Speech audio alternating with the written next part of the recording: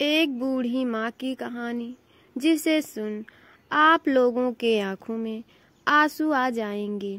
4 साल हो चुके थे बेटे को अपना घर छोड़कर विदेश में बसे हुए।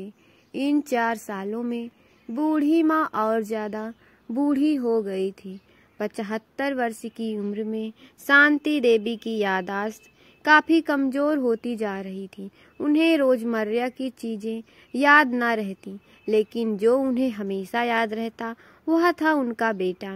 दिन हो या रात, एक पल भी ऐसा न होता जब उन्हें अपने बेटे की याद न आती। दूसरी तरफ बेटा था जो साल भर में एक आध बार अपने माँ को फोन कर लिया करता और 1-2 मिनट से ज्यादा बातें भी ना किया करता। फिर भी यह बूढ़ी माँ टकटकी लगाए अपने बेटे का इंतजार करती रहती थी।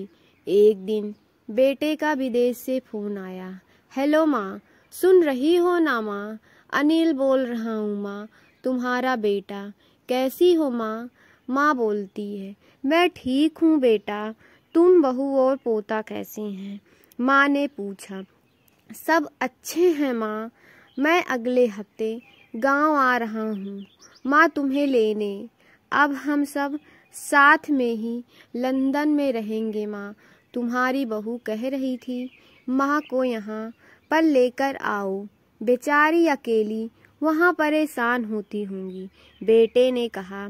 माँ की बूढ़ी आंखें, सूखी आंखें आंसुओं से भीग गईं। उनके कमजोर शरीर के नस नस में खुशी की लहर दौड़ गई। बेटे और बहू का अपने प्रति प्रेम देखकर माँ का मन खुशी से भर आया। बेटे ने आगे कहा, माँ तैयार रहना। माँ मुझे ज्यादा दिन छुट्टियाँ नहीं हैं। जिस दिन से जितने पैसे लेने हैं लेकर रखना, तब तक मैं प्रॉपर्टी डीलर से बात कर लेता हूँ घर के लिए। माँ ने पूछा, घर के लिए बेटा? घर के लिए क्यों? बेटे ने बोला, हाँ माँ, गांव का घर हमें बेच देना पड़ेगा। अब हम साथ में ही रहने वाले हैं, तो वहाँ पर घर रखने का कोई मतलब नहीं है माँ। बेटे ने कहा। बुढ़ापे की वजह से ठीक से चलने में असक्षम माँ ने पूरे मोहल्ले में घूम घूम कर अपनी इस खुशखबरी को सबको सुनाया। सभी को खुशी हुई। सबको लगा माँ जी के आखिरी दिन अपने परिवार के साथ खुशी से बीत जाएंगे। घर वापस आकर माँ ने अपने घर के कोने कोने को ऐसे देखा जैसे वह अपने दूसरे बेटे को देख रही हो। ऐसे भी क्यों ना हो, उस घर को अपने बेटे से कम थोड़ी समझा था। अपने पति के साथ 40 साल यहीं तो बिताए थे, लेकिन अब मजबूर थी बुढ़ापे के आखिरी साल बेटे और बहू के साथ बिताना चाहती थी। दिल पर पत्थर रखकर घर बेचने के लिए माँ तैयार हो गई। आनन फानन में बेटे ने घर को आधे दामों पर बेच दिया। माँ ने ज्यादा नहीं, लेकिन जिन चीजों से दिल लगा था उन चीजों को समेटा और बेटे के साथ टैक्सी में बैठकर एयरपोर्ट के लिए चली गई। एयरपोर्ट पर आकर बेटे ने माँ से कहा, माँ तुम यहाँ बेंच पर बैठो, मैं सामान और बोर्डिंग पास की जांच कराकर आता हूँ।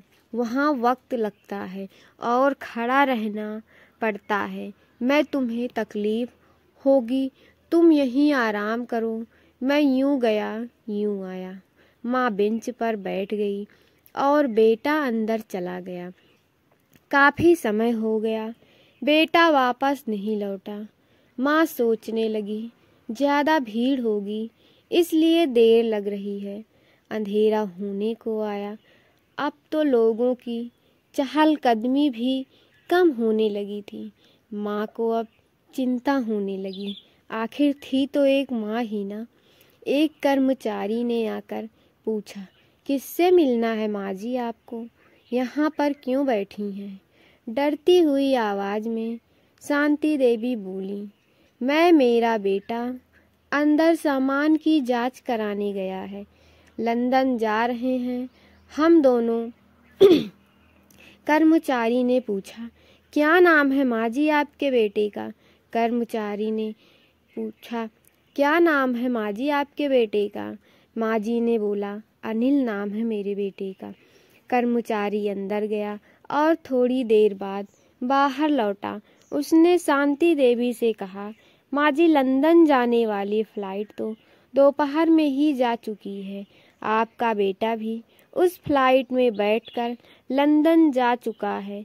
अब आपके पास यहाँ बैठने का कोई मतलब नहीं है। आप भी तो अपने घर चली जाइए। क्या जा चुका है? मैं घर जाऊं। माँ की आंखों से आंसुओं के सैलाब उठने लगे। जैसे तैसे माँ घर पहुंची, जो अब उसका था ही नहीं, बिक चुका था। वो वहीं बरामदे में तुलसी के पास सो गई। घर के नए मालिक को उस पर दया आई तो एक कमरा किराए से उसको दे दिया। पेंशन के पैसों से खाना और किराए का बंदोबस्त हो जाता था। दिन बीतने लगे। कुछ दिनों बाद घर के नए मालिक ने शांति देवी से कहा, माँ जी आप अपने रिश्तेदारों के यहाँ पर जाकर क्यों नहीं रहती? इस उम्र में आपके लिए वही अच्छा होगा। अगर आप रिश्तेदारों के यहाँ रहेंगी तो आपके लिए अच्छा होगा। लेकिन माँ ने मना कर दिया। माँ ने बोला, अगर मैं वहाँ चली गई तो मेरा बेटा आएगा, वह बहुत भोला है, उसे अपना ख्याल रखना बिल्कुल नहीं आता।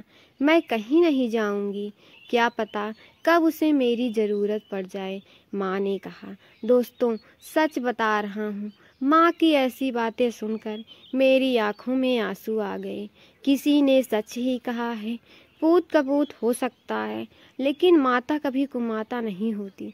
दोस्तों आप सभी से हाथ जोड़कर विनती करती हूँ, अपने माता पिता की जितनी हो सके सेवा करना, उनके साथ रहना, कभी बुरा बर्ताव मत करना। अगर इस वीडियो अच्छा लगा हो तो मेरे चैनल को सब्सक्राइब करना और वीडियो को लाइक करना। Thank you so much.